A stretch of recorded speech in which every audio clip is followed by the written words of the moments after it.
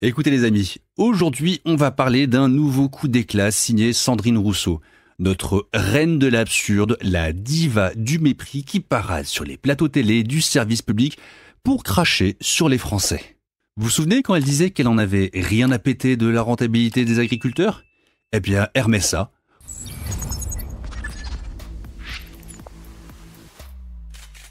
Vous parlez de sujets économiques. Sandrine Rousseau, vous avez suscité la polémique il y a quelques jours en disant à propos de la rentabilité des agriculteurs, j'en ai rien à péter.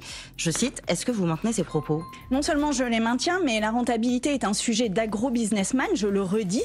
C'est le sujet d'Arnaud Rousseau et le revenu agricole, le revenu, c'est un sujet d'agriculteur. Et en fait, il ne faut pas confondre les deux. Et quand on parle de rentabilité, on ne fait que parler du revenu de sociétés comme Avril, qui sont les sociétés possédées par Arnaud Rousseau. Aucune remise en question, aucune nuance, bien au contraire. Elle enfonce le clou en nous sortant une distinction bancale entre rentabilité et revenu, comme si elle avait rédigé une thèse d'agroéconomie entre deux cafés au lait d'avoine.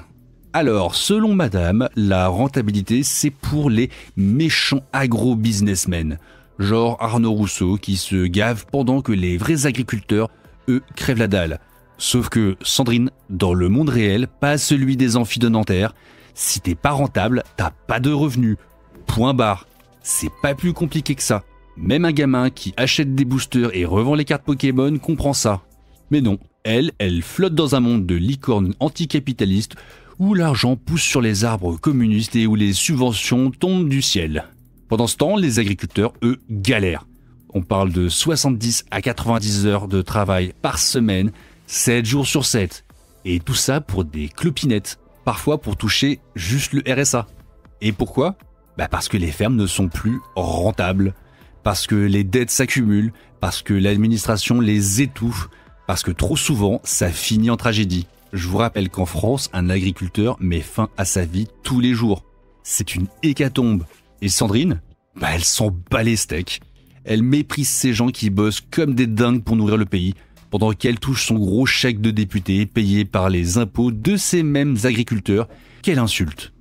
Elle n'a jamais bossé dans le privé, jamais risqué un centime, mais elle se permet de donner des leçons d'économie comme si elle avait passé 20 ans sur un tracteur.